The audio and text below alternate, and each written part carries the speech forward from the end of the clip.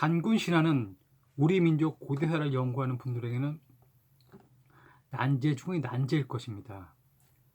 몇 쪽 분량의 글이지만 한반도 내에 살고 있는 사람들의 정신세계를 흔들고 있습니다. 아예 관심이 없는 분들이 오히려 더욱 행복할지도 모르겠습니다.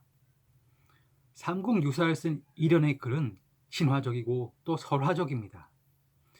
어린아이에게 들려주는 옛날 이야기와도 같은 글이죠. 불경을 읽고 또 그 공부에 매진하던 승려의 머릿속에서 나온 그럴듯한 글입니다. 그러기에 정색을 하고 그 글의 진위 여부를 논한다는 것 자체가 우스운 일일지도 모르죠. 그러나 한국의 고대사를 연구하고 이를 후학에게 가르쳐야 할 의무가 있는 교수님들에게는 단군 신화는 난제 중에 난제였을 것입니다.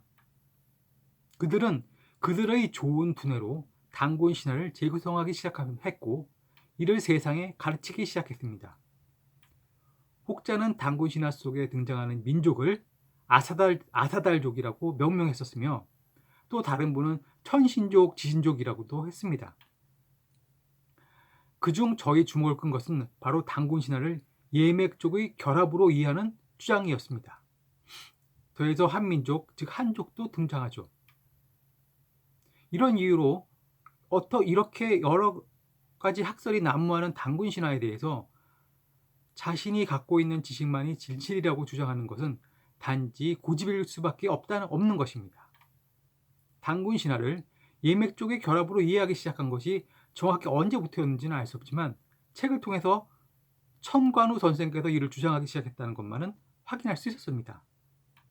최근에는 사회학을 전공하시던 신용학 교수도 예맥족에 대해 많은 관심을 갖고서 연구하고 계신 것으로 알고 있습니다. 저 또한 예맥족 결합설에 동조하는 입장입니다. 저는 학부에서 역사를 전공하지 않았기 때문에 원문으로 된 문헌 자료를 참고하기는 쉽지 않았습니다. 그래서 그 대안으로 저는 지중 도서관에 있는 책들을 주로 참고할 수밖에 없었고 찾아 읽게 된 것이 바로 문화식 교수가 쓴 묘화 문명과 예맥이었습니다. 일반 대중을 위해 쓰여졌다고는 하지만 고고학 자료를 근거로 고대사를 연구한다는 것 자체가 일종의 시적 모험과도 같은 성격을 갖는 것이기 때문에 비전공자가 읽기에는 다소 벅찬감이 없지 않았습니다. 그러므로 문화식 교수의 책을 비판한다는 것 자체가 쉽지 않게 얻어진 결과였음을 알아주셨으면 합니다. 단도직입적으로 말하겠습니다.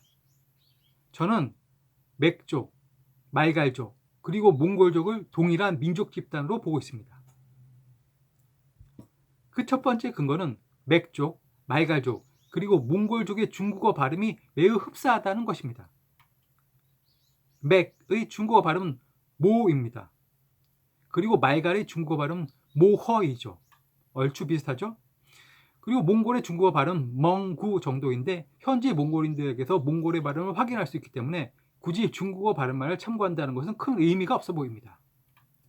그러므로 대충 멍구와 몽골의 중간 어디쯤에 진실이 있겠죠. 저는 몽골이 더 진실에 가깝다고 봅니다. 맥이나 말갈 그리고 몽골처럼 한국어 발음을 근거로 분류할 때에는 세 민족에게서 유사성을 찾기가 쉽지 않았습니다. 그러나 중국어 발음을 근거로 할 경우는 약간 다른 결과가 가능하게 되는 것이죠.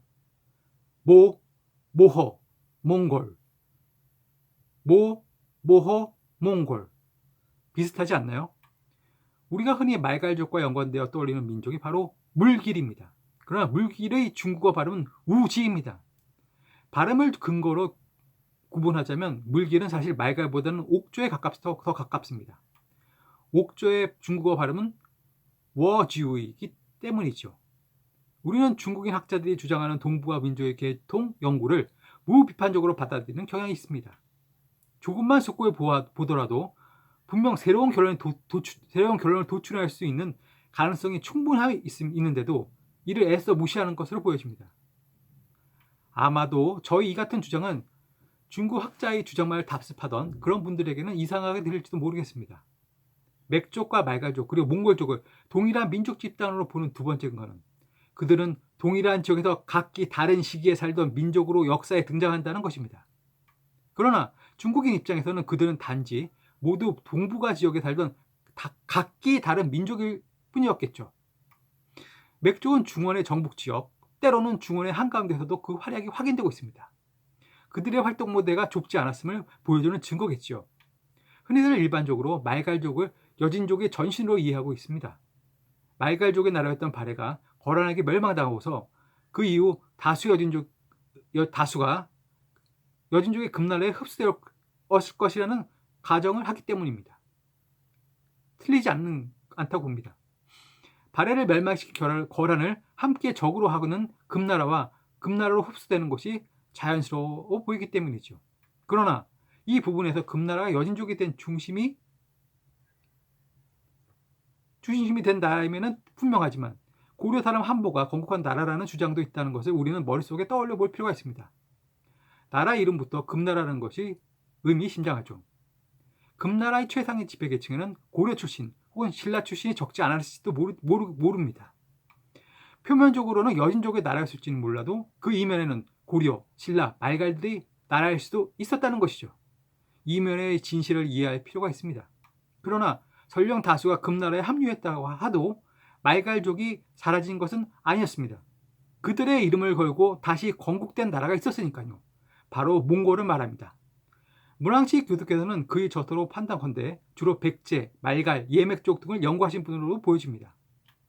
여기서 하나 드는 의문은 왜 문왕식 교수는 맥족, 말갈족, 그리고 백제가 동일한 민족일 수도 있다는 상상은 하지 못하셨던 것일까요?